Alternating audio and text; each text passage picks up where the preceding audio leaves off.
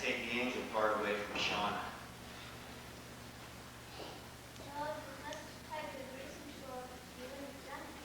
Yes, she was goofing off and not taking it seriously and messing up the whole rehearsal. I don't know, maybe I should have been more patient with her. But I just couldn't take that kind of behavior from her of all people. I thought she was different. Maybe she's tired of being different.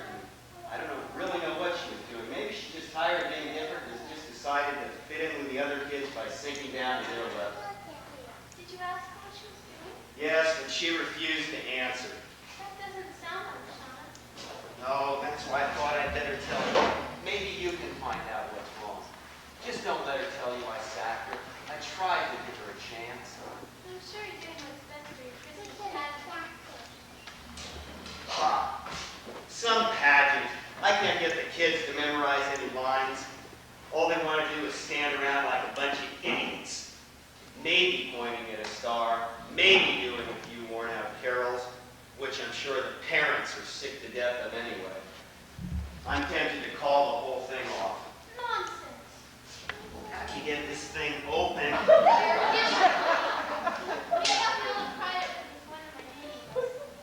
These things are so hard to open. I think people just give them away rather than filling them. Swear that the one I gave Betty or Meryl last year.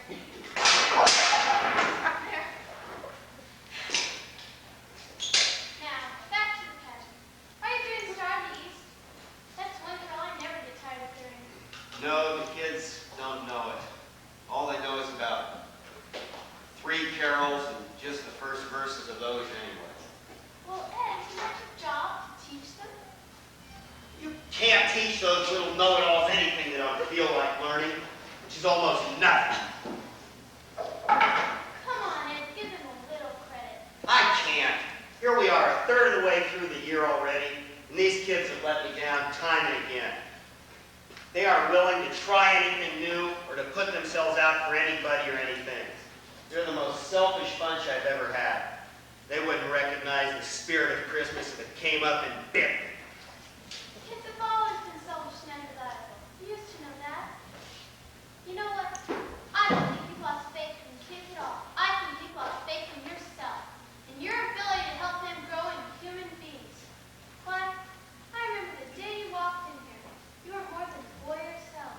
15. You said, Harriet, teach me to sing. Thought you were so nervy coming in here calling me Harriet, when all your life you've been calling me Mrs. Dunlop. You were really something. So determined, so full of dreams. What happened to those dreams, Ed? I still have them. I just keep them to myself these days. I'm tired of seeing them squelched by a bunch of pessimistic brats. Is that what's keeping you from putting yourself into this pageant?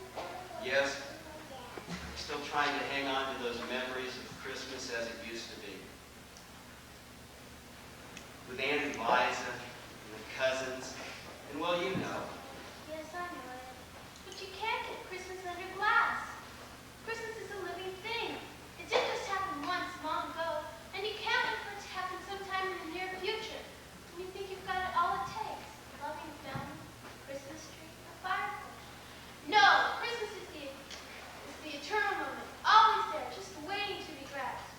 You've been waiting for it to come back to you, and all the time it's been there, waiting to welcome you back whenever you're ready. Well, so much for my little speech. Harriet, you're perfect. I'm going to go home and write some decent arrangements. Some of my favorite carols.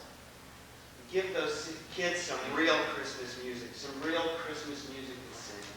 That's the spirit. Now, you better skedaddle before Shauna gets home.